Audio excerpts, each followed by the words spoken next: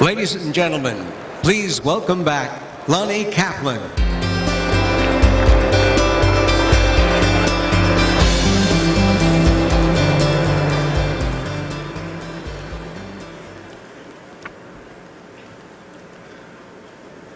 During this remarkable conference, we've already heard from Senators McCain and Obama. I now have the pleasure of introducing a good friend of mine, a good friend of AIPAC's, the senator from the great state of New York, and a Democratic candidate for president, Hillary Clinton.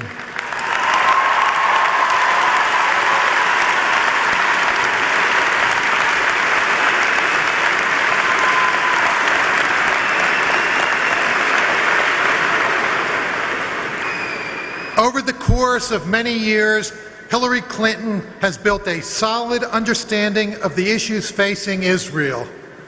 Her earliest trip to the Jewish state took place years ago when she was First Lady of Arkansas.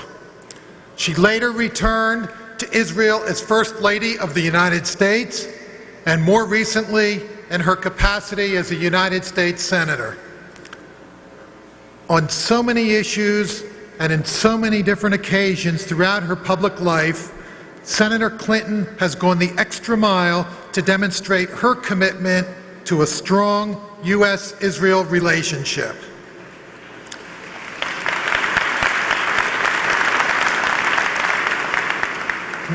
We've been friends for many years, and I know that when it comes to supporting Israel and confronting Iran, Hillary Clinton has always been clear and unequivocal.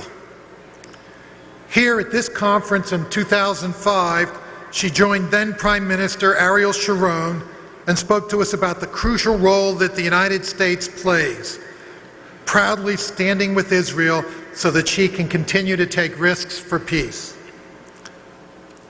Hillary understands the Israeli people's longing for peace and the very real threats facing the Jewish state.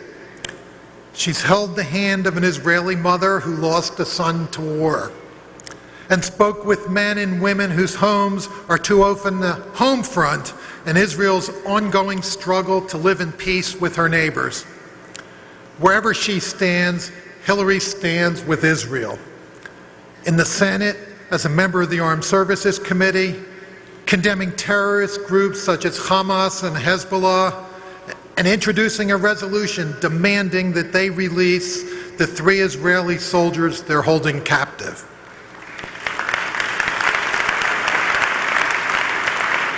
As a leading voice calling for an end to the Palestinian Authority's misuse of the media and children's textbooks to incite its people to violence, and in front of the UN, standing with me on a cold, damp Sunday morning in February of 2004, in friendship and solidarity to decry the UN General Assembly's decision that led to the International Court of Justice's misguided ruling on Israel's security fence. Senator Clinton was a vocal supporter of Israel's right to build the barrier to protect its citizens.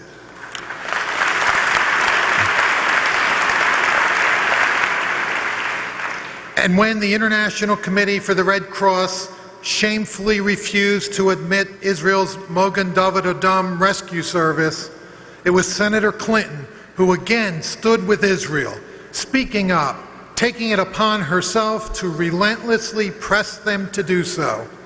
When that acceptance finally did come, it was in large part due to her unwavering resolve and endless efforts.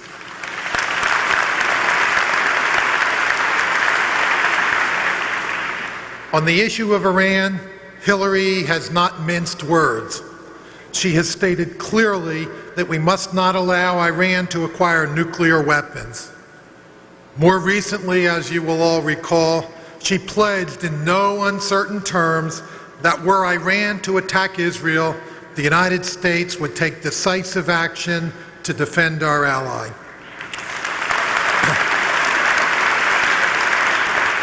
Ladies and gentlemen, please join me in offering a warm welcome to a true friend of the U.S.-Israel relationship, a friend of AIPAC's, and a Democratic candidate for President of the United States, Senator Hillary Clinton.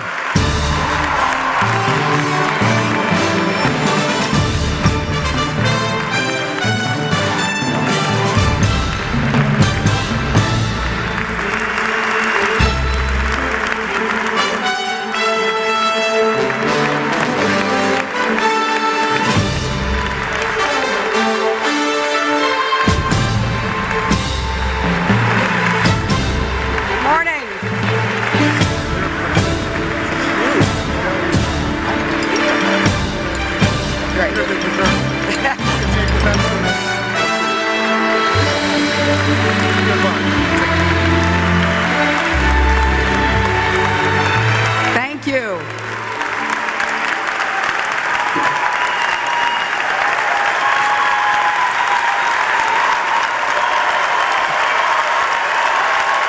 Thank you.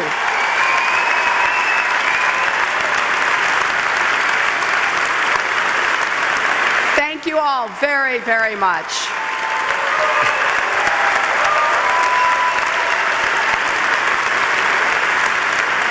Thank you.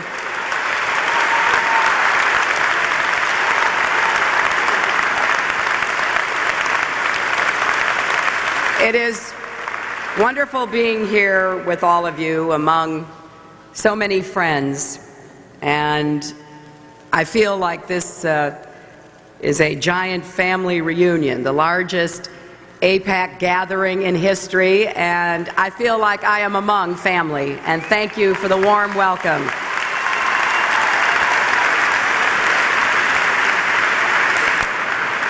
I want to thank my friend Lonnie Kaplan for his leadership and that introduction. I also want to thank Howard Friedman for his leadership as president and to congratulate David Victor on his election. And I want to commend Howard Corr, AIPAC's distinguished board of directors, and all of the AIPAC staff who work so hard every day, all year round. And I particularly want to acknowledge the many students in the audience from around the country, the future of AIPAC and the U.S.-Israel relationship. I want to pay tribute to one member of the AIPAC family and my very good friend, who is not with us this year, Congressman Tom Lantos. Tom bore witness to the worst of human cruelty and devoted his life to stopping it. He taught us to stand up for what's right, even when it's hard, especially when it's hard. And we will always cherish his memory, and his wonderful family will always be in our hearts.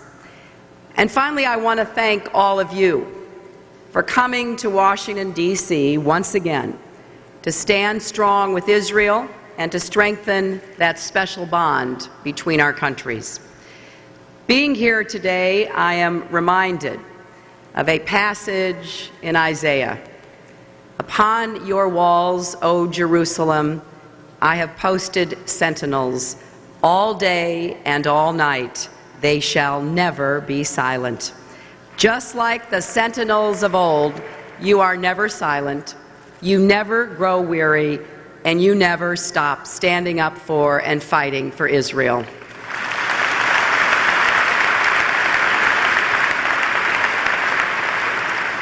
Now, I know there are some who say you shouldn't be here, who say speaking up for a strong American-Israeli relationship is somehow at odds with America's interests.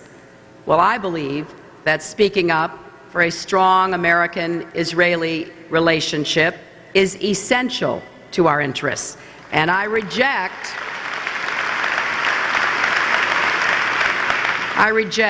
that our common commitment to Israel's survival and well-being is not in the best interests of the United States of America. I think you not only have a right to stand up for what you believe in. You have a responsibility as Americans to do so. You are acting in the highest American tradition, exercising a right enshrined in our Constitution, the right to petition your government, and I applaud you for it.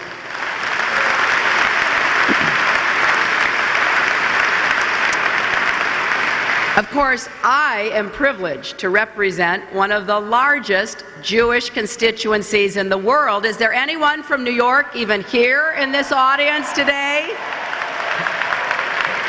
I know you'll be talking to your members of Congress this week, but you won't need to ask me where I stand because you already know the answer. I stand with you and for you.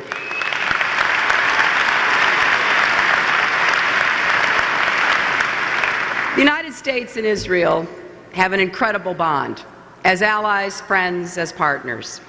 We have shared interests, we have shared ideals, and these are not just common values, they are our core values: freedom, democracy, human rights, women's rights, a robust civil society. And we stand with Israel because Israel demonstrates that democracy can flourish in the most difficult conditions, because its very existence is a stinging rebuke to hatred and the Holocaust, because in defeating terror, Israel's cause is our cause, and because Israel's struggle is a struggle not just for the Jewish people, but for all people who want to live in peace and security under a democratically elected government.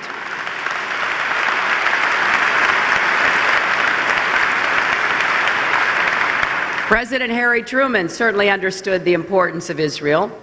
He recognized the new nation just 11 minutes after David Ben-Gurion read the Proclamation of Independence.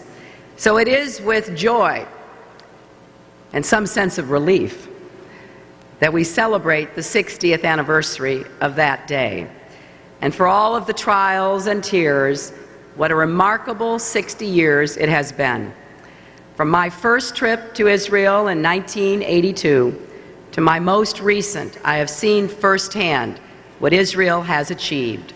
The desert is blooming again, and we can be so proud of the role that America has played in this success. Every American president since Truman has recognized the special relationship and has made it stronger. Israel is stronger because of us and because of you. But even as we celebrate these achievements, we know the work is far from over. Israel is not yet safe. The values that Israel represents are not yet secure. Our hearts go out in particular to the courageous citizens of cities like Sderot and Ashkelon who live in fear that a rocket will fall on their homes or their children's schools at any moment. I have seen these security challenges firsthand. In 2002, I went to the Sbarro Pizzeria with then-President Olmert, just a few weeks after that tragic suicide bombing there. I visited with victims of terrorism in the Hadassah Hospital. I've been to Gilo and seen the security fence protecting Israeli families from attacks in their own homes. And I've stood up and spoken out for their right to have that protective fence. And as a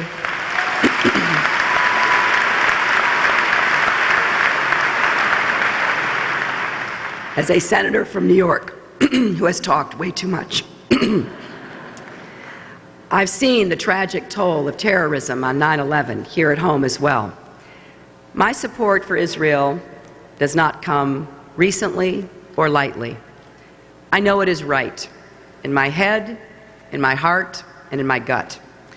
And that is exactly the commitment we need in our next president, a Democratic president, because the Democratic Party's strong commitment to the state of Israel since the days of Harry Truman endures today. It is one of our party's most cherished values, and it will continue under the next Democratic president. I know Senator Obama understands what is at stake here. It has been an honor to contest these primaries with him. It is an honor to call him my friend And let me be very clear. I know that Senator Obama will be a good friend to Israel.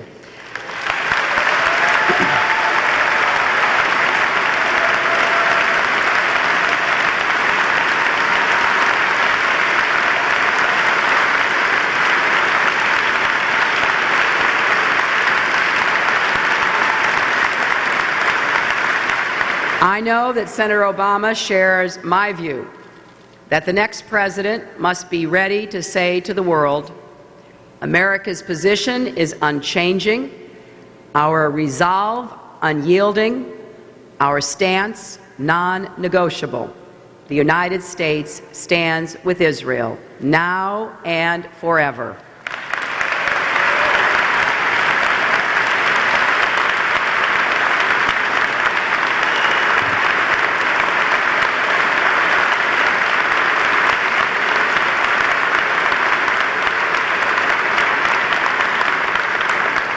And let me underscore that I believe we need a Democrat in the White House next January, because it is not just Israel that faces challenges in the 21st century.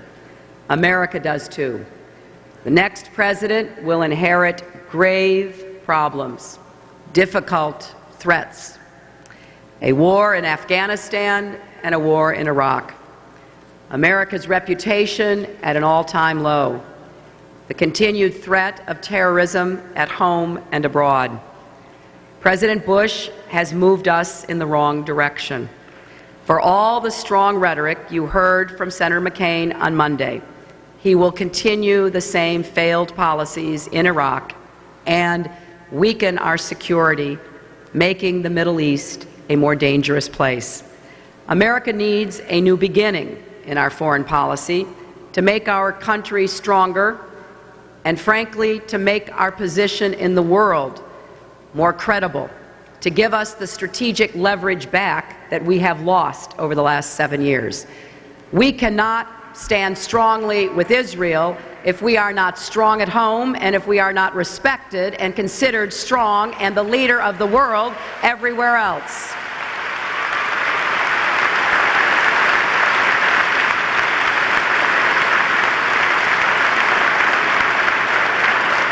We have a rare moment of opportunity to change America's course and restore our standing in the world. And we must seize this moment by leading our friends and allies in building the world we want, rather than simply defending against a world we fear. We must build a world that will be safer, more prosperous, and more just. I believe security and opportunity go hand in hand. When children have hope, a real belief that there is opportunity ahead for them, we help to dry up the swamp of fear and pessimism that breeds terrorism. That means supporting education, not just for boys, but for girls too. It also means that real economic opportunity can't grow where there is no security, and that opportunity alone is not enough to overcome extremism. I have been very specific about how I would make this new foreign policy vision that I share, and I think many of you do as well, a reality.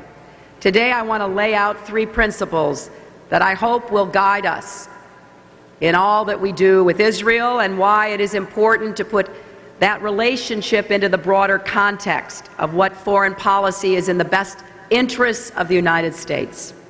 First, I have a bedrock commitment to Israel's security, because Israel's security is critical to our security.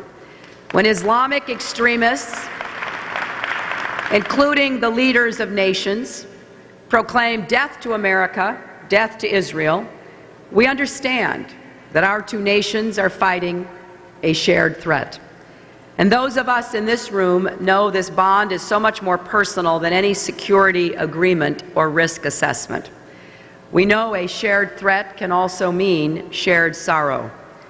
When 8 young men were killed in a Jerusalem yeshiva in March, including a 16-year-old American named Abraham David Moses, we were united in our grief. So I strongly support Israel's right to self-defense. Israel has both the right and the obligation to defend its citizens, and I believe America should aid in that defense.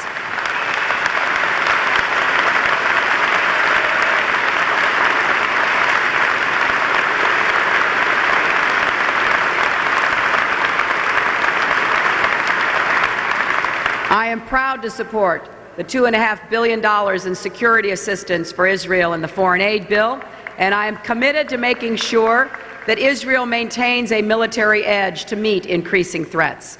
Part of our commitment to Israel's security is a commitment to the Israeli-Palestinian peace process. I'm deeply moved by the legacies of so many leaders who have sacrificed so much in the quest for peace, like my friend Yitzhak Rabin and the warrior Ariel Sharon, who is in our thoughts and prayers.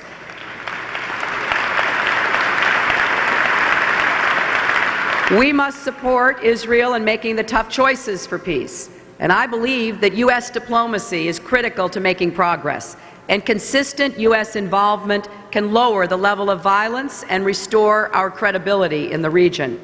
We need to talk to all sides, but all parties must know we will always stand with Israel in its struggle for peace and security. Israel should know that the United States will never pressure her to make unilateral concessions or to impose a Made in America solution.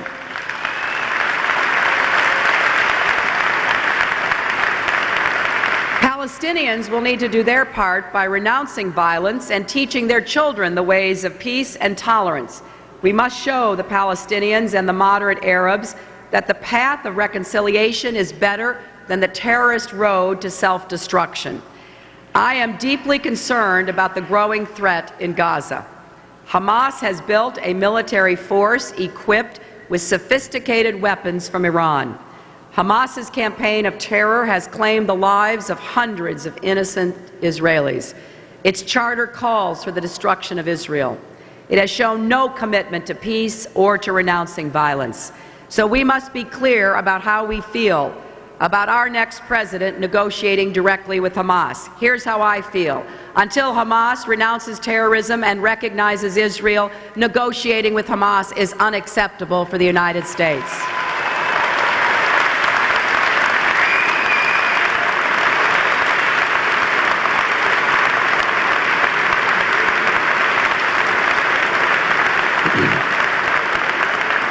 And we must continue to demand a return of the Israeli soldiers captured by Hamas and by Hezbollah. Ehud Goldwasser, Elad Regev, Gilad Shalit. I've been privileged to know Karnit Goldwasser, Ehud's wife, and I was proud to sponsor the resolution that passed the Senate calling for their immediate release. I will not stop fighting and pressing for these soldiers to come home until they finally are safely home with the families that are waiting for them.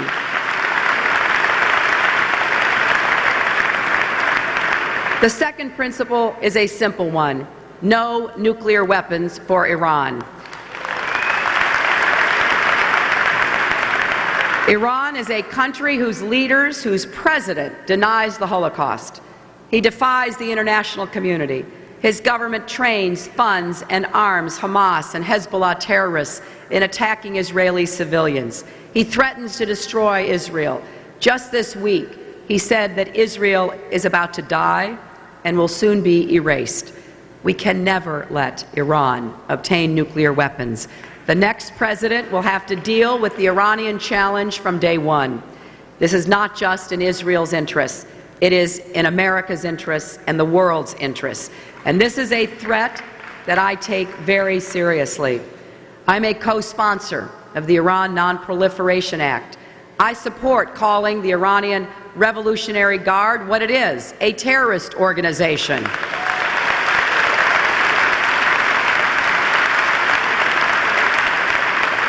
I have also said that should Iran ever contemplate using nuclear weapons against Israel, they must understand what the consequences will be to them. But we must do everything in our power to prevent such an unthinkable day from ever happening. And the best way to do that is to stop Iran from getting nuclear weapons in the first place. We should start by developing an international consensus against Iran's nuclear program, with a set of tougher sanctions if Iran continues to defy the international community. We should also work with Israel and moderate Arab neighbors to roll back Iran's influence in that region. If the Iranian government wants to become a responsible member of the international community, we would wholeheartedly welcome that change. But Iran simply cannot be allowed to continue its current behavior. And I wish to underscore, I believe that we are further behind in constraining Iran today because of the failed policies of President Bush than we would have been had we taken a much more aggressive engagement course earlier. That is why it is imperative that we get both tough and smart about dealing with Iran before it is too late. Now, my third principle is standing up against hatred and anti-Semitism wherever it is found. And it is not only Israelis and Jews who need to be speaking out against anti-Semitism, it is every fair-thinking person who understands that it directly affects you as well.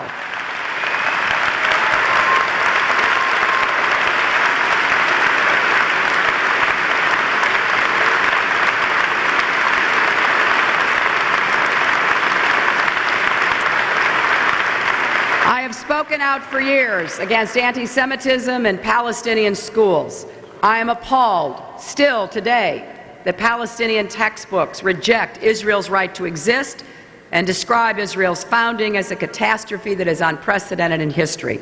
That is not education, it is indoctrination. We also know that the Saudis have textbooks describing Jews as wicked, and we were all revolted when Iran's president held a conference to deny the Holocaust. But our vigilance against anti-Semitism must go beyond the Middle East. It must receive no quarter anywhere in the world. The next president will face a test of resolve on this issue at the 2009 Durban Conference, also called Durban II. I will never forget how the world's first conference against racism became a mockery of itself when it descended into anti-Semitism and hatred. The debacle at Durban must never be repeated.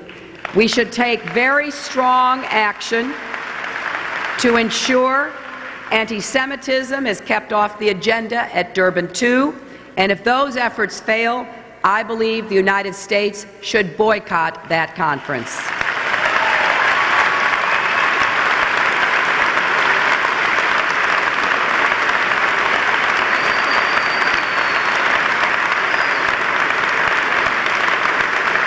The challenge of fighting anti-Semitism is indeed great, but we know it is possible to change hearts and minds.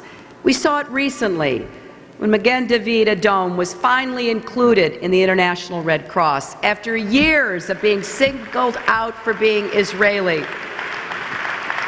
On one of my trips to Israel, I met an MDA member named Natan, an Ethiopian Jew who had saved many innocent lives when he tackled a terrorist carrying explosives.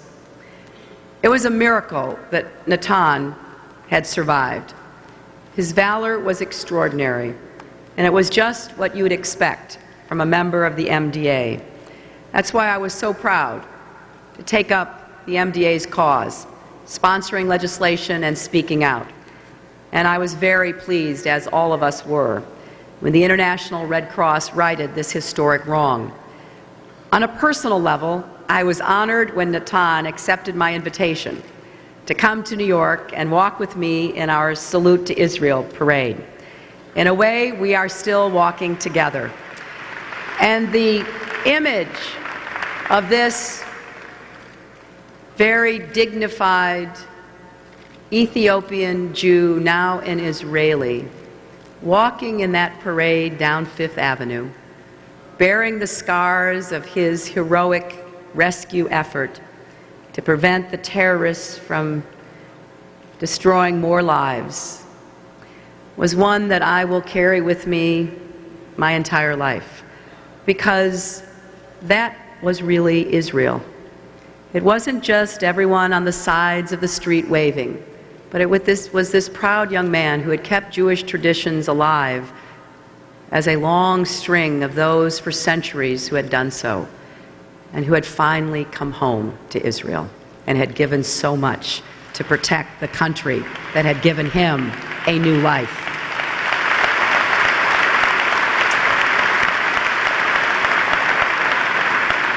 So while it can be easy to be discouraged when we look at the challenges ahead, we can never lose our resolve and never give up hope.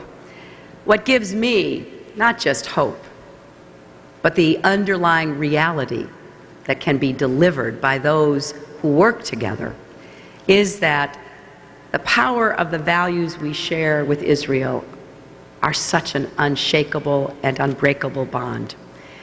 And the difference that America can make is so critical. Let me leave you with just this glimpse of why America matters and why AIPAC matters.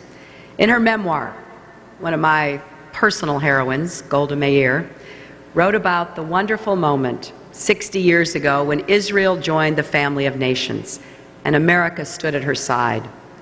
Here's what she wrote. "A few minutes after midnight, my phone rang. It had been ringing all evening, and as I ran to answer it, I wondered what bad news I would hear now." Doesn't that sound familiar? But the voice at the other end of the phone sounded jubilant. "Golda, are you listening? Truman has recognized us. I can't remember what I said or did, but I remember how I felt. It was like a miracle, and I was filled with joy and relief. That was the decision that one American president made, to be there for Israel at a time of need. That is the decision that the next president must be ready to make as well. To the members of AIPAC, just know your cause is just, your voice is strong, Washington and the world is listening, so go forth and speak up for what you know is right." Thank you. God bless you. God bless Israel. And God bless America. Thank you all very much.